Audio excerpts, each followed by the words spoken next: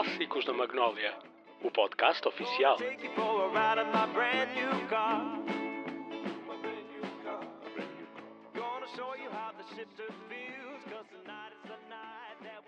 Sejam bem-vindos ao mais um podcast no âmbito da 7ª edição dos Clássicos na Magnólia. Uma vez mais temos uma figura incontornável do mundo automóvel, mas ainda antes, só para vos recordar que esta edição ocorrerá no último fim de semana do mês de julho, do mês corrente, dia 25 e 26, sábado e domingo, na quinta que lhe dá nome, na Quinta Magnólia, no Funchal. Portanto, são todos convidados a participar num ambiente entre 1960 e 64, que é, portanto, o início da década de 60, a qual o naipe de automóveis que estão presentes correspondem e que tentam traduzir esse tempo que se traduz nos automóveis na altura, em termos de tecnologia, em termos do design, em termos do que era interpretado como o mundo o automóvel e o mundo automóvel nesta década e, acima de tudo, é cada país que deu origem aos automóveis ingleses, os automóveis italianos, que vamos ter também um francês, ou franco-americano, direi eu, o Facilvega, o HK500, que será um convidado especial. Mas entre todos, naturalmente, todos os que estarão presentes serão todos motivo de apreciação por todos vós, queiram estar presentes, portanto, a entrada é livre nesse fim de semana. E, sem mais delongas, quero apresentar-vos, quase dispensa a apresentação, eu, jornalista Silva Pires, que quero agradecer a ter anuído ao nosso convite. É um prazer. Espero que esteja tudo bem. É um prazer. Como já se aperceberam, este podcast está a ser gravado de uma forma pouco clássica, direi, porque obviamente o Silva Pires está em Lisboa, eu estou cá no Funchal, e desse modo resolvemos desta forma, também com a tecnologia, comunicarmos e naturalmente gravar este podcast desta forma. Permita-me, Silva Pires, começar por uma nota biográfica, eu o mais sumária possível, porque a sua carreira começou em 1971, o que arranjar uma súmula já é difícil. José António Silva Pires, de seu nome, mais conhecido, o nome de guerra Silva Pires, é um dos mais conceituados e experientes jornalistas no setor automóvel em Portugal, exercendo a profissão ainda antes de eu ter nascido, 1971. Já lá vão uns anos. Já, são 54. Mas atenção, 54. Apesar da paixão grande pelos automóveis, que vem antes da minha entrada no Diário de Notícias, eu fui um jornalista generalista, não é? Eu fiz tudo e acabei a associar uma redação com 150 jornalistas. E digo isto porque, infelizmente, a minha profissão hoje já não tem nem redações destas, nem jornalistas como aqueles com quem eu convivi. É um facto, inclusivamente porque a maior parte dos jornais já não são em papel, mas maioritariamente online, ou seja, no suporte que hoje nos auxilia neste podcast. Mas permita-me só finalizar esta súmula que tentei fazê-lo, em termos da sua carreira, que começou precisamente pelo Diário de Notícias, e corrija-me se eu estiver enganado nas minhas fontes, o Diário de Notícias de Lisboa, obviamente, que durante cerca de 40 anos trabalhou nessa redação histórica, direi. Depois passou pelo Autosport e a revista do ACP, do Automóvel Clube de Portugal, onde foi diretor adjunto do jornal Autosport, respectivamente, e chefe de redação da revista do ACP. Agora, mais recentemente, e onde eu tenho visto, obviamente também como telespectador, sou suspeito que entre as rubricas do Volante, na SIC Notícias, passo a publicidade, naturalmente a rubrica sobre os clássicos é a minha preferida. Obrigado.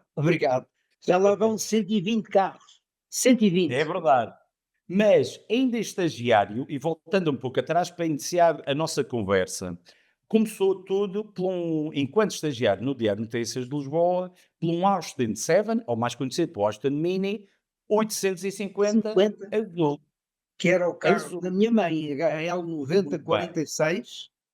Eu tenho uma carta de condução desde o dia 9 de novembro de 1970 um mês depois de ter feito 18 anos, Muito bem.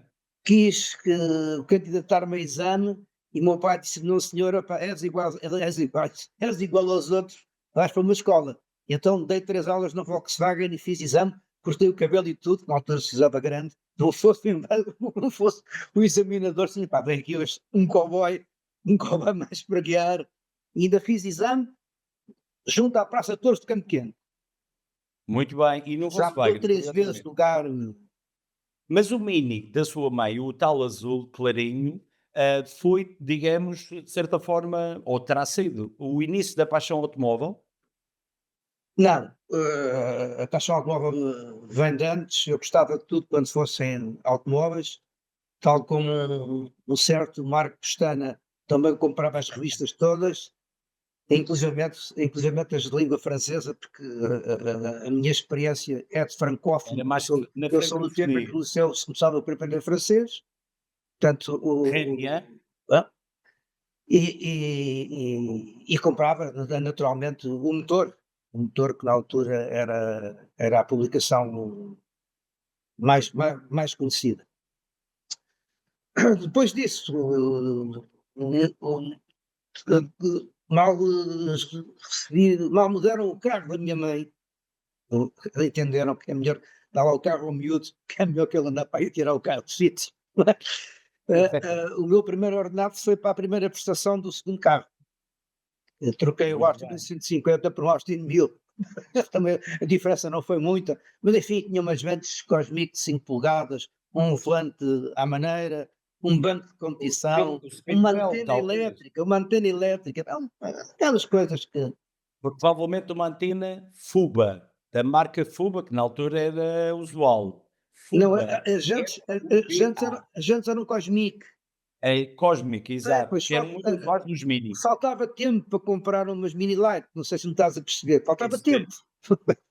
Faltava tempo, compreendo. Mas foi a gênese e a origem, naturalmente, da paixão pelo automóvel. No Diário de Notícias, Sim, começou como jornalista generalista. mas curiosamente o primeiro carro que guiei, e guiei a estrada, em Sines, foi um BMW 1800, o Neue Klasse. Exato. 4 portas ainda Exatamente, antes de exatamente, eu sou de 66 a que tive o 02. que tive o prazer de levar aos clássicos do Piso na SIC Notícias, no volante. Ah, o carro ainda existe. Não, existe outro. Há um Este não sei modelo dele, nem igual. sei a matrícula, porque entretanto o proprietário, um grande amigo da família, já partiu e não me recordo da matrícula, né, para o poder Aliás, procurar. por que não, Silva Pires, também abordarmos esse tema? A Lei de Integração Nacional do Salazar, é ainda do antigo regime, trouxe-nos a montagem nacional de vários modelos, entre os quais o BMW que lhe sucedeu ao New Class. Eu não domino o alemão e provavelmente não estou a dizê-lo tão de forma correta, mas era a nova classe, digamos assim, que nos anos 50 a BMW criou. E foi também na altura, com certeza, uma excelente medida que trouxe a Portugal a montagem desse modelo, o 02, e que permitia integrar estofos Molaflex, as cabelagens, Os vidros da Covina, Companhia Nacional de Vidreira.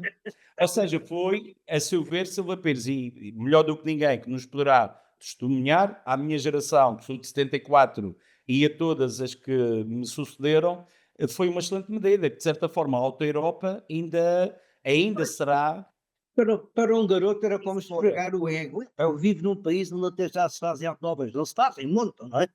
Mas pronto, foi uma espécie de esfregar o ego.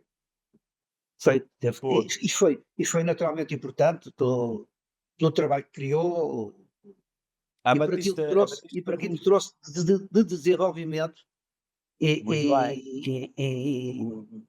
olha, de novas paixões pelo automóvel que levaram para muita gente da minha geração a estudar engenharia mecânica em Londres. Estou-me a lembrar do Zé Negro, estou-me a lembrar do Francisco O grande Samicastro. América. Foram todos estudar para Brighton, para uma, para uma escola de engenharia mecânica automóvel. Aliás, o José Megre que me fala, o engenheiro José Megre, da União Metalomecânica, o famoso UMM, ainda antes E, de- portanto, e da Nissan, interposto portanto, comercial. do entreposto É comercial. interposto comercial, exatamente. Aliás, ele é o pai do projeto, entre tanta coisa boa que fizemos no nosso país, ele foi o precursor, o engenheiro que deu origem ao SADO, ao célebre Não, SADO, pequeno não, eles, cidadinho. eles, Posso eles só estar ligaram ao enganado, projeto Silva SAD, Pires. mas o projeto SAD passa pelo Zé Maria Reis Tomás, passa por, por uma série de pessoas que eu agora não consigo repetir o nome, mas tudo era uma pleia de engenheiros novos do entreposto que meteu mãos a essa obra, que E como também há nos encheu, nos encheu de peneiras, mas aquilo era um brinquedo. Não é? era um brinquedo, mas digamos que foi porque sou dos pequenos cidadãos e foi um produto É? nacional, o que nos podemos orgulhar, não é? Aliás, há bibliografia, inclusivamente específica, sobre o SAD. Mas, voltando um pouco atrás, Silva Pires, e o difícil é não ter tema com o Silva Pires, sobre os automóveis, da Lei da Integração Nacional, provavelmente a Movalta, a Batista Russo, o Inus Ambujal, também que depois mais tarde, inclusive tivemos produção no domínio dos automóveis na área militar e não só, mas também nos levará àquilo que nos trouxe cá, o podcast dos clássicos da Magnólia, que está sempre de forma temática, abrange, neste caso, a primeira metade da década de 60, onde também se poderá integrar algum destes modelos montados no nosso país, à data, nesta exposição.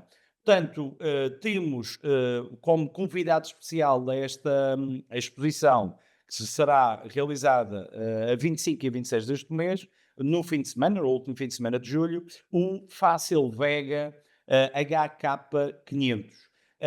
E que é um modelo que poderei traduzir o franco-americano, ou seja, o que é que o Silva Pedro tem a dizer sobre este modelo realmente exótico à sua época? Eu a conheço mal, mas tive o privilégio de guiar um Fácil Vega 2, já com o mesmo motor, que é o V8 6.3 da Chrysler. Não é? Exato. Era um carro extraordinário, pá, com um luxo, eu ia dizer asiático, mas é melhor dizer francês, Neste caso, com o francês. luxo francês. Exatamente. É um carro extremamente bem acabado e muito, muito bonito, muito original, muito original. As luzes traseiras, ninguém se esquece delas. Ah, ah, o interior, o tablier é uma verdadeira peça de arte, porque imagine o tablier que toda a gente diz que é de Nogueira, é de chapa pintada à mão. Incrível. Portanto, dificilmente haverá 2 tabliers iguais. Não é? Bom, E eu tive o é privilégio manufatura. tive o privilégio de ver o ensaio e o trabalho final neste Fácil Vega 2, que é um carro de sonho. O HK também, o 500 também, com a diferença com as 2 portas, tem linhas semelhantes, é também bonito. E, isso foi uma pena, de facto, o senhor ter dado aquele passo maior do que a perna e ter entrado por um caminho que levou à falência. Não é? Exato, ou seja, quando decidi utilizar não o V8 americano, que já tinha Quando provas decidiu dadas, fazer um motor e um carro para as pessoas, porque ele e não era exatamente para as pessoas, era para precisamente algumas pessoas só, não é? é realmente à época um modelo exclusivo e hoje em dia ainda mais exclusivo será, são os sobreviventes. É. Agora o HK500 e como entusiasta de automóveis, gosto muito da particularidade, aliás, qualquer coupé pillarless é sempre Bonito. atraente, tem É. as linhas realmente atraentes. E tem outra particularidade, Silva Pires, mas não lhe quero tirar todo o protagonismo, que eu quero aprender consigo e iria muito, muito me honra ter tido esta oportunidade de privar, uma vez mais, neste caso, com o Silva Pires desta forma, porque há um pormenor no HK500, com certeza lhe estará recordado, que os escapos, que são dois, saem exatamente no. Portanto, estão incluídos, digamos assim, no para-choques Mas só, traseiro. o que lhe dá uma nota especial em termos de design, sem dúvida que os franceses, afinal, nessa altura, nessa época, não somente a Figoni, Fallaci e outras conceituadas na área das carrocerias, mas não sei quem foi o designer, admito a minha ignorância no designer do Facel Vega, mas foi muito feliz.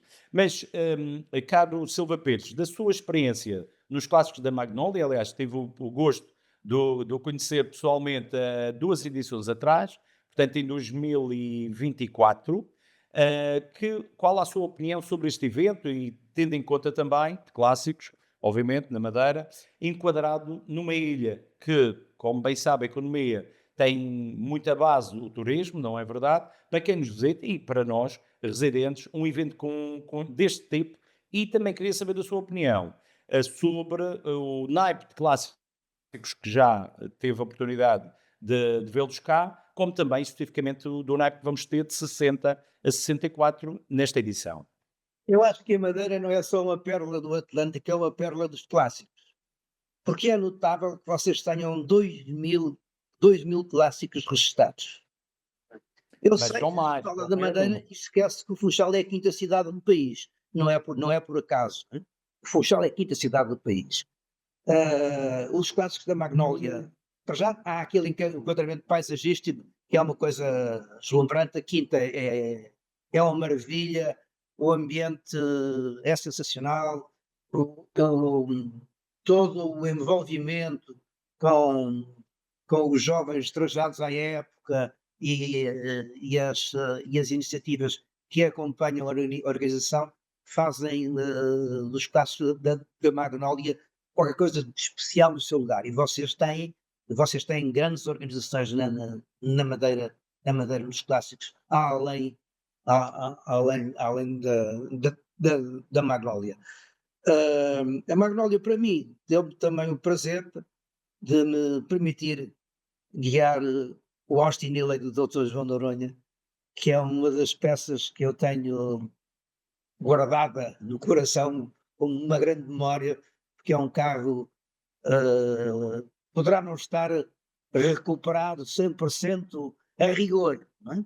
Mas é um carro lindíssimo, muito bem tratado e, Marco, é uma delícia guiar aquilo, é deixar que os ouvidos sejam embalados por aquela música. É um carro extraordinário. A propósito disso, na Madeira também ganhei outro carro, a família Velosa, deu-me o prazer de guiar o Jaguar é que tem, que era um dos carros que estava em falta na minha lista e que fui encontrar felizmente na Madeira. E com, acrescento eu, Silva Pires, com o E este leito ano outra surpresa. que as estradas regionais assim o permitem. Ou Sim. seja, era o melhor playground. Oi. Imagens fantásticas, e nós não podemos andar depressa. Primeiro, por respeito à máquina que não é nossa e que sabemos o que representa para quem a tem. Depois, porque os câmaras me cortam a cabeça se eu acelerar, porque aquilo começa tudo a tremer e não dá nada, não é? Mas guiar estes carros no contexto madeirense, com aquela paisagem que não tem descrição, não é? É uma coisa. É uma bebedeira de prazer.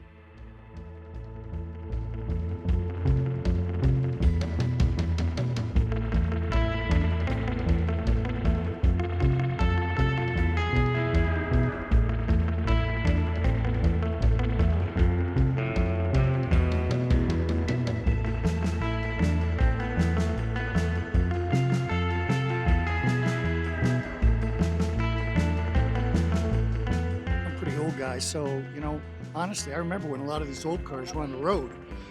They're on the road, and I think you've got a good mix of cars here. You've got European cars, you've got American cars, different years, and the presentation is superb. The costumes are superb. The hospitality is superb. It's just, it's a joy to be here.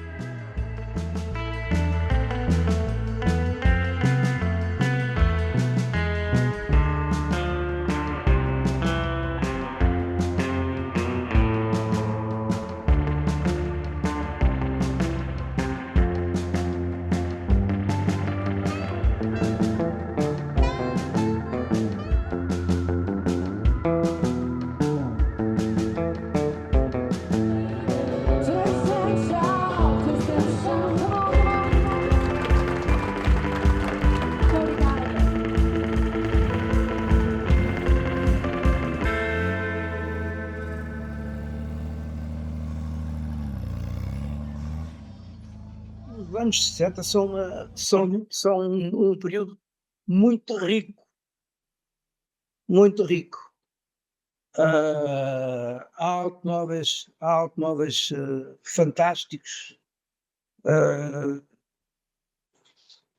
eu não tenho a certeza, agora não me recordo, mas tenho duas paixões dessa época, que são dois lotes, o Elan e o Europa. Sem dúvida. O Elan, que já tive o prazer de guiar, que é um carro fantástico.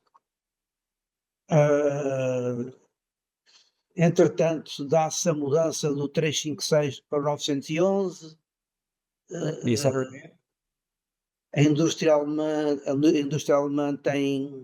sofre grandes diferenças, a francesa também, e é uma fase muito, muito rica. É uma fase muito rica. Direi de mudança, é sempre um período de mudança, mas os automóveis dos anos 60 já se caracterizam por grandes inovações, mais próximas do automóvel atual, ainda antes da eletrificação, claro está, relativamente à década de 50. Por Sim, exemplo, que ainda usufruíam muito ou utilizavam muito no pós-guerra elementos até pré-guerra, digamos sim. assim. Estou-me a lembrar, por exemplo, da indústria inglesa, indústria automóvel inglesa. Muitos deles eram motorizados por motores, por unidades de motor anteriores à Segunda Guerra Mundial.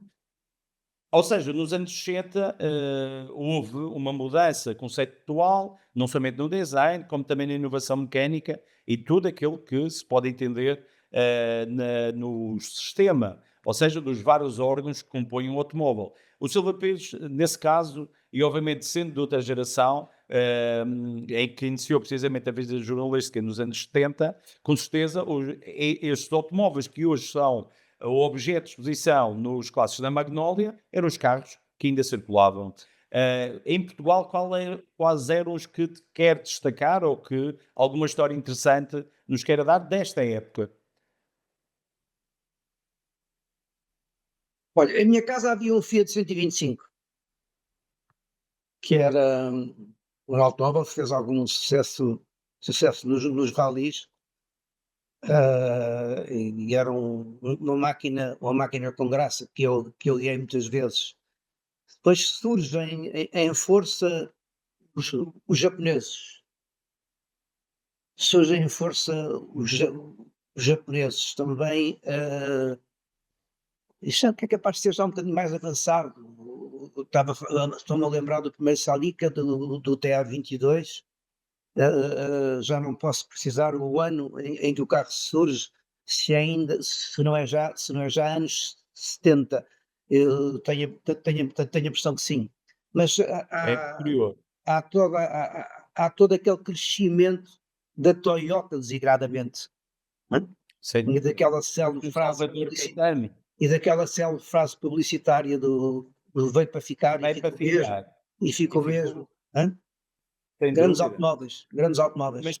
Mas estou-me a lembrar do início da década de 60, provavelmente havia uma hegemonia do Volkswagen Carocha, por Carocha? exemplo, a nível nacional com a Guerrin, Sim. que houve teve um grande protagonismo e sucesso a nível nacional, mas quase seriam outros, além dos Mercedes táxi pretos, com a cor, aquela bicolor lindíssima, na minha opinião, que agora felizmente estão a regressar. Preto com verde, Havia muito Ford Towns, os havia Fortescue, muito Opel. Primeiro o Olympia, depois o Olympia ainda é anos 50. o peão do fim de 50. E nós, as coisas cá chegavam a ser um bocadinho atrasadas. Chegavam cá a ser um bocadinho atrasadas um ano depois. Pois. Íamos conhecendo os carros e depois até os vermos demorava um bocadinho. Ou Mas seja, havia muito Ford, havia muito Taunus, havia muito Fiat. A Fiat tinha uma grande popularidade, mas o mercado é evidente. os 600, 600, sim. Depois o os 850, o os 850. Mini, Então o Spider foi popularíssimo. O 850 era um carro bem feinho, benzo a Deus. Mas o 850 foi um carro, o Spider, o Sport, foi um carro muito, Foi um carro muito popular, além do bonito. Eu tive a ocasião também de conduzir um posteriormente, como o 600. 600, aliás, foi o...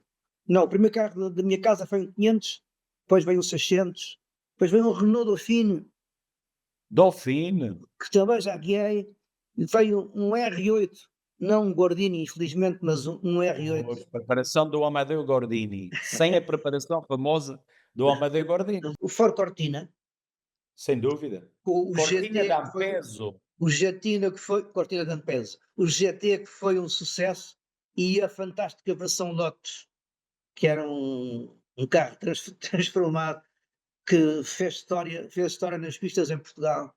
E que eu sei que o Silva Pires Magnífico. tem uma paixão especial. Pelo qual?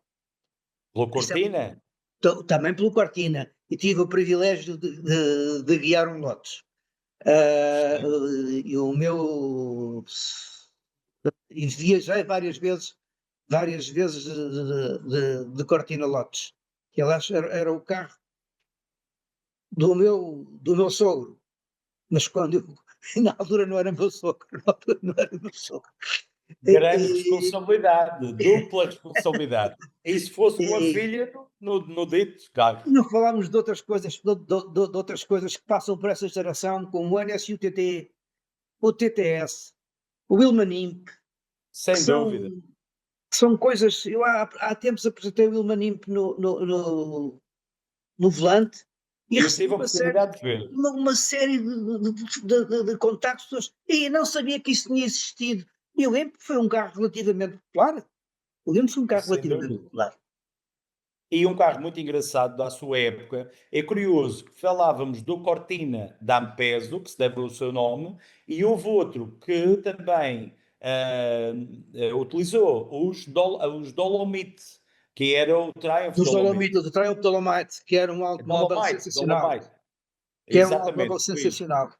Ainda Ou aparei seja, alguns. Ainda aparei alguns. sem dúvida, e inclusive participaram nos rallies. Mas o Cortina destacou-se de longe, quer na versão Cortina Lotus ou Lotus Cortina.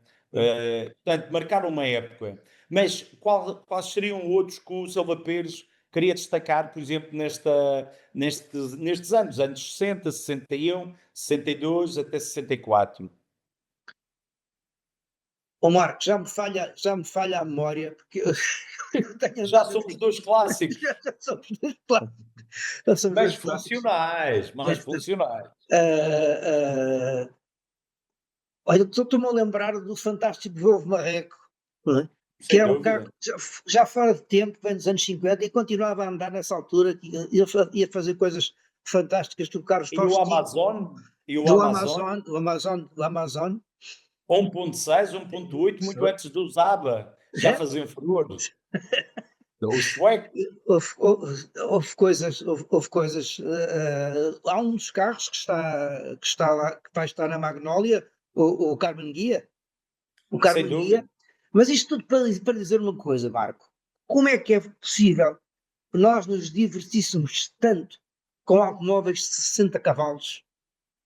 Eu É um pensei exemplo. que aquilo eram latinhas, aquilo pesava pouco, não é? Mas como é que nós nos divertíamos tanto com carros de 60 cavalos? E hoje somos confrontados com estas brutalidades, então nos motores elétricos, coisas perfeitamente fora da caixa. Fora da caixa, acho que Concordo. não faz sentido nenhum haver um carro com 1000 cavalos, acho que não faz sentido nenhum. Mas enfim, Mas uh, aproveita a deixa do grande Silva Pires em relação ao Carmen Guia, que vamos ter, inclusive, nos clássicos da Magnólia no próximo fim de semana, 25 a 26 de julho, exatamente um exemplar que conjuga, na minha modesta opinião, de excelente forma a tecnologia alemã com germânica, com o design da guia, da casa guia italiana, que foi também um modelo em Portugal, desde a primeira série, ainda fins de 50, um modelo que fugia à vulgaridade, digamos é, assim. é Mas verdade, nas é estradas de verdade, então não era é, tão vulgar, é imagino eu. verdade. Ainda hoje há séries televisivas em que algumas senhoras bonitas se passeiam de caranguia. Carmen Guia. Ou Estou-me a seja, lembrar, juntava-se. estou-me a lembrar, estou-me a lembrar do Transporter, do homem que guia o fantástico Audi A8, e a sua secretária tem um belíssimo Carmen Guia azul azul clarinho que era uma das cores, uma das cores de fábrica. E fez-me lembrar o azul clarinho, precisamente o Austin 850, e voltando um pouco atrás Não na era nossa clarinho, era escuro, era Ah, escuro. era escuro. Era Então, azul. admito que a minha fonte, que me deu essa informação, em termos do Pantone, falhou um bocadinho. Era azul escuro. Mas o Foi o 850 do carro em que eu Alex, aprendi a guiar contra o mão. mas é também desta época. É desta época, embora tenha surgido, como bem sabe, em 59, a obra-prima do Alec e Sigonis, o motor transversal, para todos os efeitos, o primeiro deles, não é? Tudo à frente, digamos assim, mas que também marcou este início dos anos 60, Sim, sim. em Lisboa e em todo o nosso país. Todo É lado, tão todo lado. giro ter um Mini. É tão giro ter um Mini. E era de Era facto o um carro, slogan. era de facto um carro fantástico. Ah, fazia tudo, fazia tudo. Eu cheguei a pôr 5 escudos de gasolina, e o senhor disse-me boa viagem. Mas Cinco escudos, era uma questão de falta de tempo, não é? Era uma questão de falta de claro. tempo. Mas 5 escudos na altura, com certeza que ainda Era conseguíamos. pouco mais de um litro. O que Exato. servia, o que servia, quando eu tinha 17 anos e jogava voleibol, depois dos jogos, íamos todos almoçar à Cervejaria Portugália, dava para comer um bife, uma carcaça, de imperial e um café. E a Lá gorjeta, está. 20 escudos, Outros tempos, 10 outros cêntimos. tempos. Éramos felizes e não sabíamos. Mas foi de certo uma época não somente feliz, mas que nos trouxe grandes inovações em termos de tecnologia. E um homem como o Silva Pires, enquanto jornalista que integra o Júri Nacional que elege o carro do ano, ou troféu Volante Cristal, desde o início É, da sua criação. sou um Desde sobrevivente. É um sobrevivente.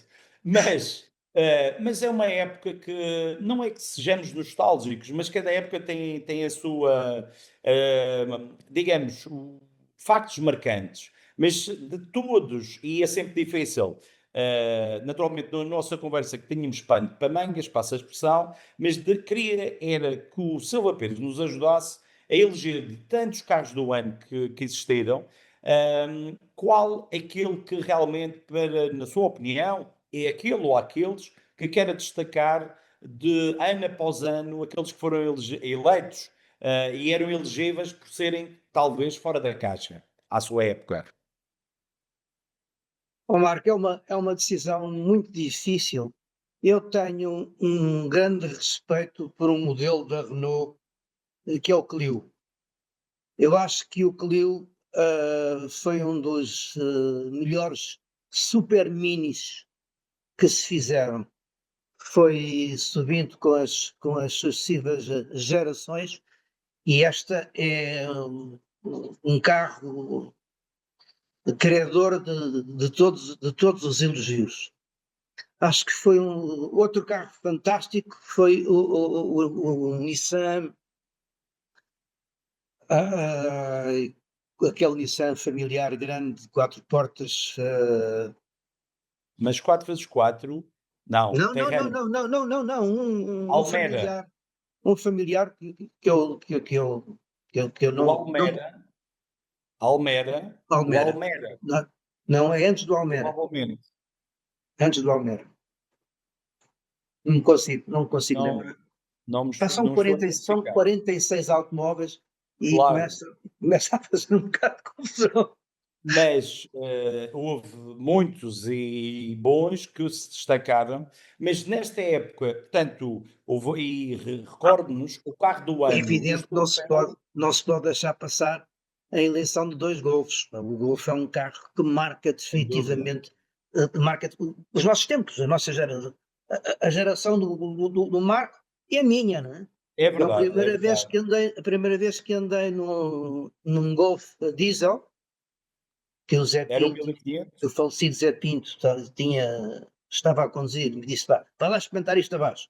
Fiquei perfeitamente siderado, porque nós tínhamos do diesel a ideia dos carros lentos e fumarentos, e aquilo era uma coisa perfeitamente inacreditável a andar. Para um carro à altura a diesel.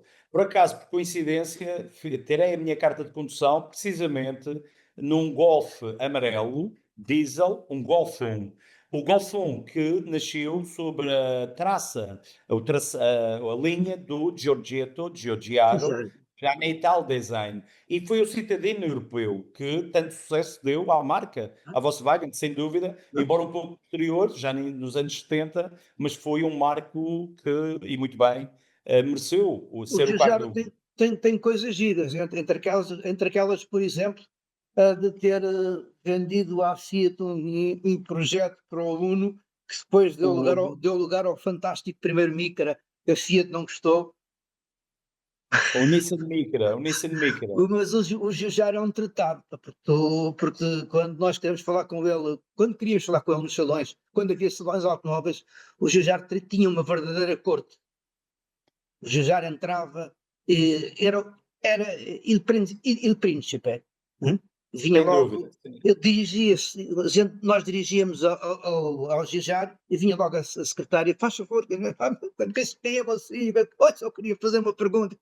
O Giugiaro era assim, era um homem muito, muito vaidoso, com muito talento, mas É que está, é o talento dele, todos reconhecidos no mundo automóvel, aliás, e nas mais variadas origens, estou-me a lembrar do Volvo, que também tem um modelo Bertone, ou da casa Bertone, não sei se ainda do tempo do Giugiaro, mas o Giugiaro tem vários modelos eu que conseguiram falei, eu marcar falei com a sua alguns. época. Eu falei com alguns designers fantásticos, eh, e queria contar uma história do Mas homem designer italiano a suíço. suíço, eh, que é um pequeno fabricante e que só faz loucuras. Eu quero me lembrar do nome dele, daqui a bocado vou-me lembrar. E um ano decidi, eu vou perguntar se ele é maluco. E chamei-o à parte, estamos os dois, uma conversa, e perguntei: ouça lá, você é maluco? Ele soltou-se a rir e deu-me um abraço. Porque tem que ser sempre alguém, especialmente no design, alguém fora da caixa, decididamente. Estou-me a lembrar Olha, dos italianos, o Patrick Gandini, Lequema, o homem da Renault, que fez alguns dos carros mais esquisitos da Renault. Um dia perguntei-lhe o que é que ele achava do fantástico Mercedes SLR. lindo. E ele olhou para mim com ar de sério: SLR? Epá, isso é um Mercedes com elástica, pá, é esticar. Mas do design, porque não, a nível de design, qual é o designer que poderia destacar, além dos italianos, que são muito conhecidos, naturalmente, mas dentro de italianos ou não só, Dos também últimos, muito, dos últimos, sem dúvida, o Walter da Silva. muito bem, que esteve no grupo Fiat e especialmente na Alfa Romeo e passou a Não, SEAT, ao e, grupo e- Volkswagen. e na Audi fez Exatamente. coisas lindíssimas e era uma pessoa com quem dava um prazer enorme falar, com um conhecimento tremendo do que era o design automóvel. O Walter está vivo, felizmente, um dos homens que me marcou pela obra e pelo contacto pessoal que era notável. Ele era, portanto, acessível, era simpático. Sim, sim, Estou-me a sim, sim. lembrar, o grande Walter da Silva, como designer ainda é do Centro Stile Alfa Romeo, foi o lançamento do Alfa Romeo 156, que é o milestone, passa o anglicismo, da Alfa Romeo nos anos 90, foi lançado no nosso país, em Lisboa, e provavelmente o Silva Pires esteve presente, 156, né? exato, em outubro de Foi lançado, 97, foi no lançado Jogo dos Jerónimos, no Centro Cultural de no Belém. Centro Cultural de Belém. É a primeira grande apresentação feita no Centro Cultural de Belém. Esse carro merece que se diga dele tudo de bom. É a obra-prima do Walter da Silva. Porque mesmo depois de mexido, continuou sempre a ser bonito, sempre, sempre, sempre. E Mas o foi primeiro, o precisamente primeiro é de facto um carro notável para a lindíssimo. época. Tem elementos dos anos 50, elementos dos anos 60. Parece um coupé, é um quatro portas, é um sedã, e com a particularidade de cromados que na época já não se via. Os fechadores das portas frontais e a omissão dos fechadores das portas, ou os manípulos da porta, das portas traseiras, o que foi uma ideia genial. É na altura em que os carros italianos começam a ter um bocadinho mais de qualidade. É um facto. Quer dizer, já não era preciso o rádio para tapar os barulhos. Embora, Era como o Citroën. mas é um modelo fabuloso, agora que o Silva Pires, e muito bem falou do Walter da Silva, é um modelo fabuloso e que marcou a sua época. Mas lá está, Silva Pires, agora, e voltando um pouco à atividade que o Silva Pires mantém, além do volante, das rubricas, dos clássicos no programa O Volante, mantém, julgo eu, o blog Milhas, Não, que não. não existe, Não, já não mantém. neste momento estou a escrever para o site da SIC, para o site do Volante, que está Certo. agregado à SIC Notícias, como é óbvio. Exato, Milhas, crónica. o Milhas passou à história. Mas Milhas, que é é o também no título formato. do meu suplemento do Diário Notícias, que foi distribuído na Madeira. Foi Exato. distribuído com o Diário Notícias da Madeira. Que eu guardo muita saudade. Foi um produto ao qual sinto que dei muito, e contei com uma equipa fantástica de jovens apaixonados e que faziam tudo o que fosse preciso. O Milhas, para quem quiser ler, ainda com certeza consegue, online ou obviamente em papel, formato de papel, ou suporte de papel, mas o Milhas eram crónicas e obviamente Não, sendo não, crónica. o Milhas online tinha 52 ensaios por ano. O seu amigo Era um em cada semana. fazia um ensaio por semana e publicava, além das apresentações que entretanto ia, porque as coisas mudaram com a minha saída do Diário Notícias, e eu acho que a imprensa especializada me deve alguma coisa. O Diário Notícias ia aos salões e pagava de seu bolso. E a minha presença assídua em todos os salões acabou por levar as marcas a perceberem que se calhar convinha convidar os jornais diários. A Mas importância. A importância. valia a pena. Eles não faziam, era 16 páginas como eu, que era louco. Mas Carlos Silva Pires, com num ponto que eu, e admito que sou suspeito na matéria, porque sou também entusiasta eu próprio de automóveis, recentemente adquiri, e com muito gosto eu tive, todo o ano, além de outros, precisamente, e fazendo o link, acho que é a melhor forma de fecharmos o programa, porque o tempo urge, infelizmente, e a conversa é tão boa. O Volante, na sua origem, é a revista dos anos 20 em Portugal, como o Silva Pires sim, sabe muito melhor do que eu. Sou feliz proprietário de alguns exemplares originais, obviamente, do Volante dos anos 20, dos primeiros anos, e recentemente adquiri o ano total a totalidade das edições, melhor dizendo, do ano de 1937. Isto porquê? Fez-me lembrar, porque já nessa época, ao folhear o Volante, estamos a falar anos 20 e anos 30, obviamente o Grande Salão do Porto, como também em Lisboa, que temos fotos lindíssimas dos primeiros salões automóveis em Portugal, mas temos um desde livro. logo. E temos um livro. Exatamente, como o Silva Pires sabe. Mas é curioso que ao folhear essas revistas de quase 100 anos atrás, e algumas de quase centenárias já, é curioso que os jornalistas a essa época, nossos portugueses, já seguiam e viajavam aos salões automóveis em Paris, por exemplo, para estar a par das novidades do mundo automóvel. O que é curioso o Silva Pires nos falar disso, é que os importadores nacionais, os representantes das marcas, provavelmente não tinham essa sensibilidade tão grande nos anos 70 quanto os nossos pares portugueses, jornalistas, nos anos 20 e 30, o que é quase inacreditável se não fosse verdade. Mas, ó Marco, no caminho há outras séries do Volante, uma dirigida pelo Mário Ventura Henriques e Ou outra seja, já a pelo segunda vida do Fialho Volante. e outra pelo Fialho de Oliveira.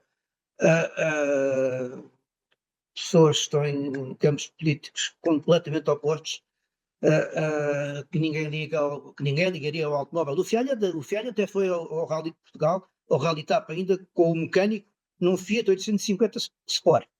E acabou. Mas dessa série do volante, nunca vi um exemplar. Dessas duas séries. A primeira, sim, essa dos anos 30. Exato. E depois, claro, o volante. O volante cresceu depois, quando eu fui para o Autosport. Exatamente. Quando eu estive 6 meses no Autosport. Que é fechar o círculo, precisamente porque hoje em dia o Silva Pires participa no Volante, que é a marca, que é o título, que nasceu nos anos 20, agora em forma televisiva. Portanto, é o programa que faz jus ao nome incontornável do mundo automóvel português, o Volante. Como também o Jornal dos Clássicos, como também o Milhas, como também, com certeza, o Autosport e a revista do ACP. Para finalizar, de toda a sua atividade jornalística e em concreto do mundo automóvel, e agora que estamos num ponto de charneira já há alguns anos, embora a eletrificação não seja propriamente novidade, começou, por exemplo, no Lohner Porsche ainda no século XIX, e já é a terceira tentativa da eletrificação.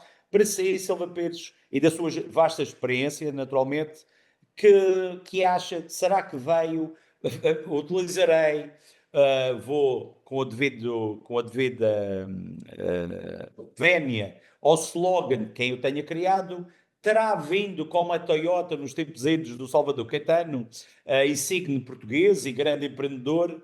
Será que os elétricos chegaram e vieram para ficar? Marco, eu durante muito tempo fiz parte de um grupo que não tinha qualquer simpatia pelos elétricos e cheguei a dizer publicamente num podcast, me perguntaram qual é o melhor elétrico, eu disse o 28.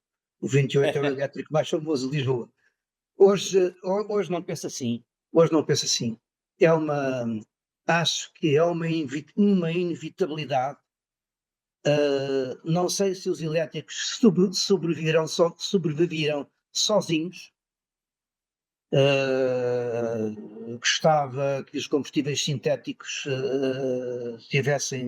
evoluíssem no sentido de se tornarem algo verdadeiramente palpável e que permitisse a existência de motores com alma, como aqueles que nós conhecemos dos hoje ICEs, não é? Mas mudou muito o automóvel elétrico. E eu confesso que, à parte do facto de ser sempre problemático para quem não é um programador como eu e estuda tudo, e eu vou ali, eu não sei se vou ali, mais ali, a questão do carregamento, põe limites, e sempre que se vai para o Algarve no verão é uma dor de alma ver aquela malta toda parada nas filas, horas à espera para carregar, não é? Mas dizem que os meus amigos que têm elétricos dizem que eu sou exagerado, que essas coisas são todas elas fáceis de resolver, e de facto não se queixam, mas nós não somos todos iguais, não é? Agora, em relação aos elétricos, aquilo com que eu estou frontalmente em desacordo é com a subida louca das potências. Acho que não é preciso, e acho que aquelas coisas mais dia menos dia se tornam inguiáveis, porque pôr um carro de 1000 cavalos na estrada nas mãos de qualquer pessoa não é exatamente aquilo que nós temos ainda que gostemos todos de andar, não é? 1000 cavalos... É muita potência. Ou seja, eles evoluíram, os elétricos. Eu também sou um pouco suspeito e permitam-me dar também a minha opinião, porque os elétricos, para quem gosta dos automóveis clássicos de motor de combustão interna, ou térmicos, se quisermos, quiçá olhamos para os elétricos um pouco como uma nata, um pastel de nata, ou pastel de Belém sem canela, ou uma espetada bem madeirense sem o milho frito. Ou seja, falta-lhe ali qualquer coisa. Embora evoluíram muito, há sempre autonomia, o tendão daqueles que lhes permite apontar-lhes um defeito. E temos alguns amigos, meu caro Marco, que defendem que a eletrificação dos clássicos. É uma coisa que a mim me faz alguma confusão. Para já faz alguma confusão. Acho que o valor do clássico não é a caixa, não é a carroceria, é a totalidade do produto, é o motor, é a suspensão, e está a pôr um motor elétrico naquilo. Está bem? Ok. Concordo. É quase como chegar ao Louvre e achar que a Mona Lisa, que é uma obra de arte do Da Vinci, falta-lhe um mostache ou bigode. Por aqui termino. Não nos está a faltar a bateria, a falar de elétrico, mas está-nos a faltar o tempo. Foi um prazer, foi uma honra e um privilégio, direi, Silva Pires. Ó, Marco, Este obrigado. bocadinho a conversarmos. Foi um prazer muito Agradeço. grande. Eu é que agradeço. Temos aqui um lago que estamos a gravar online, obviamente. Perdoe-me se eu interrompi algumas vezes, porque estamos a gravar online. Mas dizia, aproveito para que todos aqueles que nos estão a seguir, convidá-los. Estarei eu, estará o Silva Pires e todos aqueles que gostam de automóveis no próximo fim de semana, 25 e 26 de julho, na Quinta Magnólia, com um excelente naipe de clássicos que nos transportam a este início da década de 60 e que permitirá traduzir pelo menos às novas gerações, que agora conhecem os elétricos, o que lhes foi anterior, em termos do que era a interpretação de cada país, de cada engenheiro, naturalmente, do fenómeno automóvel. E que muito mais que agora se traduz, aquilo que nos permitia no passado transportar do ponto A ao ponto B, agora são talvez objetos digamos, de arte, mais do que aquele que nos permite locomover. Silva Pires, foi um gosto e estaremos presentes naturalmente no dia 25 e Lá 26. estaremos para aquele abraço. Aquele abraço. Muito obrigado.